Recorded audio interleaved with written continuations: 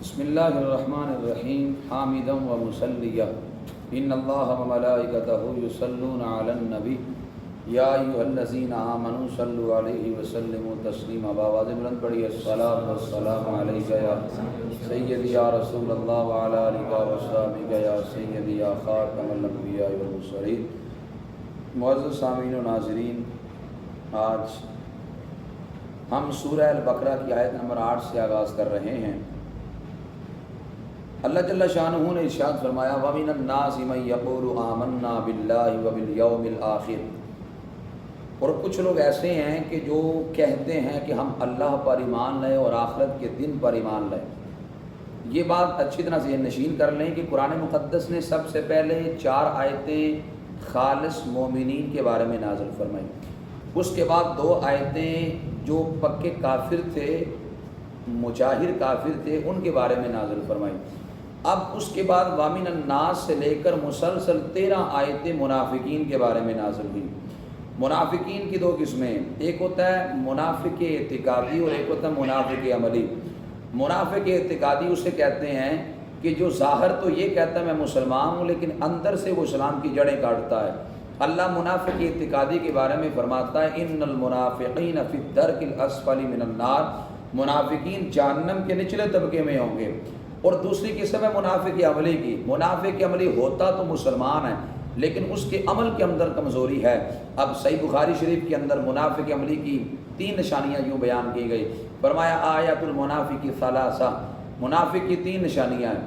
وَإِذَا وَعَدَ أَخْلَفَ، جب وعدہ کرے وعدہ خلافی کرے۔ وَإِذَا اؤْتُمِنَ خَانَ، جب اسے امانت دی جائے تو خیانت کرے۔ اور فرمایا وَإِذَا حَدَّثَ كَذَبَ، جب بات کرے تو جھوٹ بولے۔ اور چوتھی نشانی ایک حدیث میں یہ بیان کی گئی وَإِذَا خَاصَمَ فَجَرَ، جب کسی سے جھگڑا ہو جائے تو گالم گلوچ کرے۔ یہ منافق عملی کی 4 نشانیاں ہیں۔ یہ جو 13 آیتیں اتری ہیں یہ منافقین اعتقادی کے بارے میں اتری ہیں۔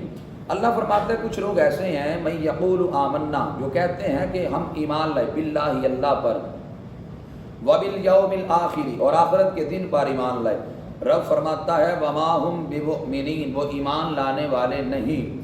یخادعون اللہ، وہ اللہ کو دھوکہ دینا چاہتے ہیں۔ والذین آمنوا، اور ایمان والوں کو دھوکہ دینا چاہتے ہیں۔ وما یخدعون، حقیقت میں وہ دھوکہ نہیں دیتے، الا انفسہم، مگر اپنے آپ کو۔ وما یشعرون، اور انہیں اس کا شعور بھی نہیں ہے، اس کی سمجھ بھی نہیں ہے۔ یاد رکھنا زندگی میں ہمیشہ کے لیے جو بندہ کسی کو دھوکہ دینے کی کوشش کرتا ہے حقیقت میں وہ بندہ اپنے آپ کو دھوکہ دے رہا ہے۔ جو بندہ کسی کے لیے گڑھا کھودتا ہے حقیقت میں وہ بندہ خود جا کر اس میں گرتا ہے۔ ایک بادشاہ کا وزیر تھا، تو وزیر بادشاہ کو کہنے لگا بادشاہ جو تیرے ساتھ نیکی کرے تو اس کے ساتھ نیکی کر، اگر کوئی تیرے ساتھ برا رویہ اپنائے تو اسے معاف کر۔ وزیر نے جب یہ بات کی تو بادشاہ کو بات بڑی پسند آئی۔ بادشاہ نے اس وزیر کو اپنا محبوب وزیر بنا لیا، فرمایا تیری نصیحت مجھے اچھی لگی اس لیے آج کے بعد تو میرا محبوب وزیر ہے۔ ایک دوسرا وزیر تھا، اسے حسد پیدا ہو گیا، وہ کہنے لگا اس وزیر کو بادشاہ نے اپنا محبوب بنا لیا ہے تو کیوں نہ میں اس کی بادشاہ سے محبت کو توڑوں، میں اس کو بادشاہ سے دور کروں۔ اب اس نے کیا کیا، وہ جو شاطر وزیر تھا، چالاک وزیر تھا، بادشاہ کو جا کے کہنے لگا بادشاہ جس کو تو نے اپنا محبوب وزیر بنا لیا ہے وہ تو تجھ سے نفرت کرتا ہے۔ بادشاہ کہنے لگا یہ کیسے ہو سکتا ہے، وہ تو مجھ سے بڑا پیار کرتا ہے۔ تو وہ شاطر وزیر کہنے لگا بادشاہ اس محبوب وزیر نے مجھے بتایا ہے کہ بادشاہ کے منہ سے بدبو آتی ہے، اس طرح کی بات اس نے تیرے بارے میں کی ہے۔ بادشاہ کو کہنے لگا اگر بادشاہ میری بات پہ تو یقین نہیں کرتا تو اب جب تیرا محبوب وزیر تیرے پاس آئے گا تو خود جان لے گا اس کے رویے سے، اس کے عمل سے کہ یقیناً وہ تجھ سے عداوت اور بغض رکھتا ہے۔ بادشاہ کہنے لگا ہاں میں آنکھوں سے دیکھوں گا، تو پھر میں معاملات کو دیکھوں گا کیسے ہیں۔ اسی وقت اس شاطر وزیر نے محبوب وزیر کی گھر میں دعوت کی۔ جب اس اپنے گھر میں دعوت کی تو کچا لہسن اور کچا پیاز زیادہ اس محبوب وزیر کو کھلا دیا۔ محبوب وزیر نے جب محسوس کیا کہ کچا لہسن اور کچا پیاز کھانے کی وجہ سے میرے منہ سے کچھ بدبو آ رہی ہے، بادشاہ کے پاس گیا تو اپنے منہ پہ ہاتھ رکھ کر بادشاہ سے کلام کیا تاکہ میرے منہ کی بدبو بادشاہ تک نہ پہنچے اور بادشاہ میری وجہ سے تکلیف اور اذیت میں مبتلا نہ ہو جائے۔ میں اپنے منہ پہ ہاتھ رکھ کے کلام کیا۔ بادشاہ نے جب یہ منظر دیکھا تو بادشاہ کی رگیں غصے سے پھولنے لگی۔ بادشاہ کہنے لگا وہ شاطر وزیر تو ٹھیک کہتا تھا کہ اس نے آ کر مجھے بتایا تیرا محبوب وزیر تو تجھ سے نفرت کا اظہار کرتا ہے، وہ کہتا ہے بادشاہ کے منہ سے بدبو آتی ہے، اور بادشاہ کہنے لگا میں نے تو اب آنکھوں سے بھی دیکھ لیا ہے۔ اپنا جب غلطی کرتا ہے تو تکلیف زیادہ ہوتی ہے۔ بادشاہ نے خط لکھا اور اس محبوب وزیر کے حوالے کیا، کہا فلاں بندے کو جا کر یہ خط دے آؤ۔ اصل میں اس خط کے اندر موت کا پروانہ تھا، اس خط میں لکھا تھا کہ یہ جو خط لے کر آئے اس کو قتل کر دو۔ بادشاہ کو اتنا جلال اور اتنا غصہ آیا، یہ محبوب وزیر محالے سے باہر نکلا تو شاطر وزیر باہر کھڑا ہے، کہنے لگا کیا حکم ملا ہے؟ محبوب وزیر کہنے لگا بادشاہ کا حکم ملا ہے فلانے بندے کو خط دے آؤ اور 1 لاکھ اس سے وصول کر لو۔ شاطر وزیر کہنے لگا یہ لفافہ مجھے دو، یہ میں لے کر جاتا ہوں پیغام۔ شاطر وزیر نے اس پیغام کو لیا اور اس شخص کے ہاں چلا گیا۔ جب اس نے جا کر بادشاہ کا خط پڑھا تو اوپر لکھا تھا آنے والے کو قتل کر دو اور اس کی کھلڑی اتار کر اس کے کھلڑی کے اندر بوسہ بھر کر میرے پاس بھیجو۔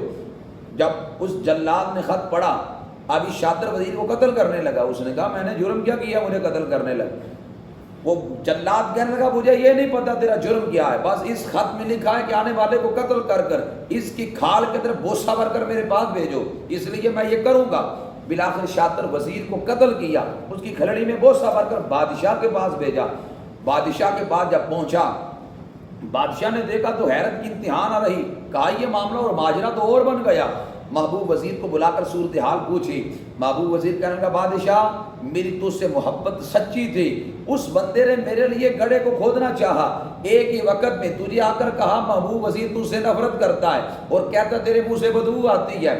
اسی وقت دوسرا مرحلہ یہ تھا کہ دوسری جانب اس نے مجھے کچا لہسن اور کچا پیاز کھلا دیا، جس کی وجہ سے میرے منہ میں بدبو آنے لگی۔ بادشاہ میں اپنے منہ پہ ہاتھ رکھ کر تجھ سے کلام اس لیے کر رہا تھا کہیں میرے منہ کے بدبو تجھ تک نہ پہنچ جائے، میں تو تیرا ادب کر رہا تھا۔ بادشاہ کہنے لگا پھر یہ حقیقت ہے، جو جس کے لیے گڑھا کھودتا ہے خود جا کر اس میں گرتا ہے۔ تو اللہ قرآن میں کہتا ہے یہ ایمان والوں کو دھوکہ دینا چاہتے ہیں لیکن حقیقت میں اپنے آپ کو ہی دھوکہ دیتے ہیں۔ وما یشکرون، اور انہیں اس کا شعور بھی نہیں ہے۔ فی قلوبہم مرض، اللہ کہتے ہیں ان کے دلوں میں بیماری ہے۔ لفظوں میں غور کریں تو لفظ بتاتے ہیں کہ کچھ بیماریاں ایسی بھی ہیں جو دل کو لگ جاتی ہیں۔ اب جسم بیمار ہو جائے ہم اس کو طبیب کے پاس لے جاتے ہیں، ڈاکٹر کے پاس لے جاتے ہیں۔ اچھا جسم بیمار ہو جائے تو طبیب کے پاس جاتا ہے، دل اور روح بیمار ہو جائے تو کہاں پہ لے کے جاتے ہیں؟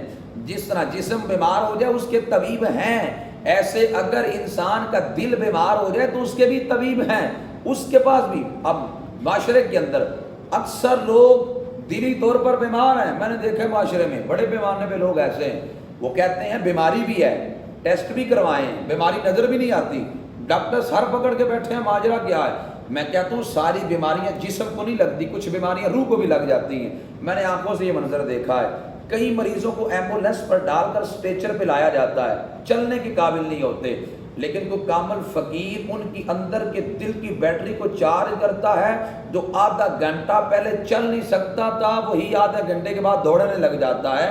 وجہ کیا ہے؟ اندر کی بیٹری کو چارج کر دیا، اس لیے دل بھی بیمار ہو جاتا ہے۔ تو طبیب جسم کا علاج کرتے ہیں اور دل کی بیماری لگ جائے تو اللہ والے اس کے طبیب ہیں، وہ اللہ والے ہمارے دلوں کی بیماریوں کا علاج کرتے ہیں۔ اللہ کہتا ہے فی قلوبہم مرض، ان کے دلوں میں بیماری ہے۔ فزادہم اللہ مرضا، اللہ نے ان کی بیماری کو اور بڑھا دیا۔ وَلَهُمْ عَذَابٌ عَلِيمٌ، ان کے لیے دردناک عذاب ہے۔ بِمَا كَانُوا يَكْذِبُونَ، ان کے جھوٹ کی وجہ سے۔ اللہ کا اصول ہے، اللہ جہاں بھی کسی قوم کے لیے عذاب بیان کرتا ہے صاحب اس کی ریزن، اس کی وجہ بھی بیان فرماتا ہے، تاکہ کسی کی ذہن کے اندر یہ خیال تک بھی نہ آئے کہ اللہ نہ جانے ان کو عذاب کیوں دیتا رہا، وجہ بھی بیان کر دی۔ فرمایا ان کے لیے عذاب اس لیے ہے بما کانوا یکذبون، وہ یہ جھوٹ بولتے تھے، مسلمانوں کو آ کے کہتے تمہارے ساتھ ہیں، چیلوں کے بعد تنہائیوں میں ہوتے تو کہتے تمہارے ساتھ ہیں۔ اللہ نے اس وجہ سے ان کے لیے دردناک عذاب کا اعلان کیا۔ فرمایا وَإِذَا قِيلَ لَهُمْ، ان منافقین سے جب کہا جائے لا تفسدوا فی الارض، زمین میں فساد نہ کرو، قالوا انما نحن مصلحون، آگے سے کہتے ہیں ہم تو اصلاح کرنے والے ہیں۔ جب ان تبلیغی لوٹوں کو مسجدوں سے نکالا جاتا ہے تو آگے سے کہتے ہیں ٹھیک ہے اگر آپ ہمیں مسجدوں سے نکالتے تو ہم نکل جاتے ہیں، ہم تو بھائی اصلاح کرنے والے ہیں، ہم تو سنوارنے والے ہیں، ہم کسی کو تکلیف نہیں دینے والے، ہم تو اصلاح کرنے آئے تھے۔ اب اپنے بگاڑ کو اصلاح کا نام دیتے ہیں۔ اللہ فرماتا ہے الا سنو انہم هم المفسدون، یہی فسادی ہیں، ولکن لا یشعرون، لیکن انہیں شعور بھی نہیں ہے۔ یہی جو کہتے ہیں ہم مصلح ہیں، ہم اصلاح کرنے والے ہیں، وہ حقیقت میں فسادی ہیں۔ آج کا نوجوان ہر ایک بندے کی بات کو سن لیتا ہے، وہ کہتا ہے کوئی بات نہیں، ہوں سننی، سنتا سب کی ہوں، عقیدہ میرا اہل سنت و جماعت کا ہے، لیکن میں نیٹ پہ ہر عالم کو سنتا ہوں۔ یاد رکھنا میری بات ہمیشہ کے لیے، اگر تمہارا عقیدہ اہل سنت کا ہے، سنتے تم سب کی ہو، تو یاد رکھنا تمہارے نظریے میں پلپلا پن آ جائے گا، تمہارے نظریے میں کمزوری آ جائے گی، عقیدہ کمزور ہو جائے گا، تم شکوک و شبہات کے شکار ہو جاؤ گے، اس وجہ سے تم تذبذب کے شکار ہو جاؤ گے۔ اگر چاہتے ہو کہ میرا ایمان کامل رہے، شکوک و شبہات سے دور رہوں، تو اس کے لیے پھر اہل سنت و جماعت کے علماء کی بات سنو، غیروں کی باتیں نہ سنو۔ اور ہمارے لیے مشعل راہ امام ابن سیرین کا قول ہے۔ حضرت امام ابن سیرین جلیل القدر تابعی ہیں، کئی صحابہ کی زیارت کی ہے، سنن دارمی میں موجود ہے۔ دو بندے ان کے پاس آئے، نظریہ ان کا خراب تھا، بد عقیدہ تھے، امام ابن سیرین کو آ کے کہنے لگے ہم آپ کو قرآن کی آیت سناتے ہیں، قرآن سن لیں۔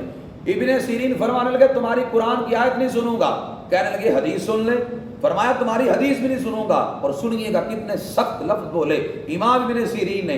امام ابن سیرین فرمانے لگے تم اٹھ کے جا دو، میں اٹھ کے جاؤں؟ کہنے لگے حضور آپ کا مجمع ہے، آپ بیٹھے، ہم اٹھ کے جاتے ہیں۔ وہ چلے گئے۔ آپ کے تلامذہ نے کہا، شاگردوں نے کہا حضور آخر قرآن ہی تو سنا رہے تھے، سن لیتے، آخر وہ حدیث ہی تو سنا رہے تھے، سن لیتے۔ تاریخی لفظ بولے امام ابن سیرین نے، آپ فرمانے لگے اگر میں ان کی بات کو سن لیتا، ان کے قرآن کو حدیث کو سن لیتا، فرمایا وہ اس کی تشریح غلط کرتے، ان کی غلط بیان کردہ تشریح میرے دل میں بیٹھ جاتی، مجھے ڈر تھا کہیں میرا ایمان برباد نہ ہو جاتا۔ اللہ اکبر۔ عظیم تابعی ہونے کے باوجود انہیں فکر ہے کہیں میرا ایمان پہ حملہ نہ ہو جائے۔ اگر ان کو فکر تھی ایمان کی، کسی کی بات نہیں سنتے تھے۔ آج ہمارا نظریہ بھی کمزور، ہم علماء کے بعد نہ بیٹھنے کی وجہ سے اپنے عقائد کو مضبوط بھی نہ کر سکے، اور ہر بندے کی بات بھی سننے کے لیے تیار ہو جاتے ہیں۔ جب ہر بندے کی بات سنیں گے تو نظریے میں پلپلا پن، کمزوری آ جائے گی۔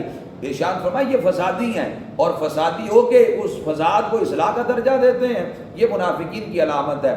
اور پھر فرمایا وَإِذَا قِيلَ لَهُمْ، جب ان سے کہا جائے آمینو، ایمان لاؤ، کما آمن الناس، جیسے لوگ ایمان لائے۔ لوگوں سے مراد نبی کریم صلی اللہ علیہ وسلم کے صحابہ کرام ہیں۔ اللہ فرماتا ہے ایسے ایمان لاؤ جیسے صحابہ ایمان لائے۔ پتہ چلا رب وہ ایمان قبول کرتا ہے جو صحابہ کے معیار پہ اترتا ہے۔ جو ایمان صحابہ کے معیار پہ نہیں اترتا، اللہ اس ایمان کو قبول نہیں کرتا۔ صحابہ کا ایمان کیا تھا؟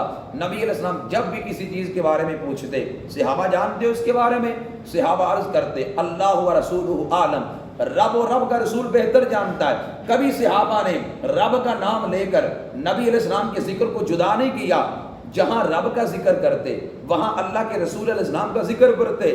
آپ معاشرے میں ہمیں صرف سنی ہی نظر آتے ہیں جو جہاں رب کا ذکر کرتے ہیں وہاں رب کے رسول علیہ السلام کا بھی ذکر کرتے ہیں۔ اور اہل سنت و جماعت کا عقیدہ صحابہ والا ہے۔ صحابہ کا عقیدہ یہ تھا اللہ کے رسول علیہ السلام ایک وقت میں کئی جگہوں پہ جا سکتے ہیں، اور یہ عقیدہ ہم نے صحابہ کرام سے لیا ہے۔ کیسے؟ سنیے گا یہ عقیدہ کیسے ہم نے صحابہ کرام سے لیا ہے۔ غزوہ تبوک کے لیے صدیق اکبر جب سارا مال لے آئے، رسول علیہ السلام ارشاد فرمانے لگے ما ابقیت علی اہلک یا ابا بکر، اے میرے پیارے ابو بکر گھر میں کیا چھوڑ کے آئے ہو؟ تو عرض کی ابقیت لہم اللہ و رسولہ، آقا گھر میں رب کو بھی چھوڑ آیا ہوں، رب کے رسول کو بھی چھوڑ آیا ہوں۔ غور تو کریں، اللہ کے رسول تو سامنے بیٹھے ہیں۔ صدیق اکبر کہتے ہیں میں گھر میں بھی رب کے رسول کو چھوڑ کے آیا ہوں۔ پتہ چلا صحابہ کا عقیدہ تھا نبی علیہ السلام میں ایک وقت میں کئی جگہوں پہ جا سکتے ہیں، اور یہ عقیدہ اس وقت صرف اہل سنت کا ہے۔ تو ارشاد فرمایا، اللہ فرماتا ہے ایسے ایمان لاؤ جیسے لوگ ایمان لائے، مراد صحابہ کرام۔ قالو، آگے سے منافقین کہتے انؤمنو، کیا ہم ایمان لائیں؟ کما آمن السفہاء، جیسے یہ بے وقوف ایمان لائے۔ صحابہ کرام کو بے وقوف جب کہا گیا، اب دیکھو میرے رب نے پھر جواب کیا دیا، فرمایا الا، خبردار سنو، انہم ہم السفہاء، حقیقت میں یہی بے وقوف ہیں، وَلَٰكِن لَا يَعْلَمُونَ، اپنی بے وقوفی کو جانتے بھی نہیں ہیں۔ پتہ چلا جو صحابہ کی عزت پہ حملہ کرے، جو دفاع کرے گا گویا وہ رب کی سنت کو ادا کرے گا۔ اس لیے میرے نبی علیہ السلام نے فرمایا جب میرے صحابہ کو گالی دی جائیں اس وقت جو عالم اپنا علم ظاہر نہ کرے، میرے آقا علیہ السلام نے فرمایا رب اس عالم کا نہ فرض قبول کرے گا نہ نفل قبول کرے گا، اس لیے صحابہ کی عزت پہ پہرا دینا یہ ضروری ہے۔ تو منافقین کہنے لگے کہ کیا ہم بے وقوفوں کی طرح ایمان لائیں معاذ اللہ؟ فرمایا حقیقت میں تم ہی بے وقوف ہو، تمہیں خبر بھی نہیں ہے۔ وَإِذَا لَقُوا الَّذِينَ آمَنُوا، جب یہ منافقین ایمان والوں سے ملتے ہیں، قالوا آمنا، تو کہتے ہیں ہم ایمان لائے۔ وَإِذَا خَلَوْا إِلَىٰ شَيَاطِينِهِمْ، جب یہ منافقین اپنے چیلوں اور شیطانوں کے بعد تنہائیوں میں ہوتے ہیں، قالوا إِنَّا مَعَكُمْ، تو کہتے ہیں ہم تمہارے ساتھ ہیں۔ تو وہ منافقین جب اپنے چیلوں کے پاس جاتے ہیں اور کہتے ہیں ہم تمہارے ساتھ ہیں، وہ چیلے کہتے ہیں پھر مسلمانوں کے پاس کیا لینے جاتے ہیں؟ تو یہ منافقین کہتے ہیں انما نحن مستہزئون، ہم تو ان سے مذاق کرنے کے لیے جاتے ہیں۔ تو فرمایا اللہ یستہزئ بہم، اللہ انہیں مذاق کی سزا دے گا، یا اللہ ان سے استہزاء فرماتا ہے جیسا اس کی شان کے لائق ہے۔ وَيَمُدُّهُمْ، انہیں ڈیل دیتا ہے، فی طغیانہم یعمہون، اپنی سرکشی میں بھٹکتے رہیں۔ اب یہاں پر امام احمد رضا کا جو ترجمہ ہے اللہ یستہزئ بہم پہ، اب یہاں پہ تفصیلات ہیں، اس ترجمے کی تفصیلات انشاءاللہ ہم اگلے درس قرآن کے اندر تفصیل سے عرض کریں گے۔ دعا کرتا ہوں کہ اللہ تعالیٰ مجھے اور آپ کو عقیدہ اہل سنت کے ساتھ کامل وابستگی عطا فرمائے۔ وما علیہ الا البلاغ المبین۔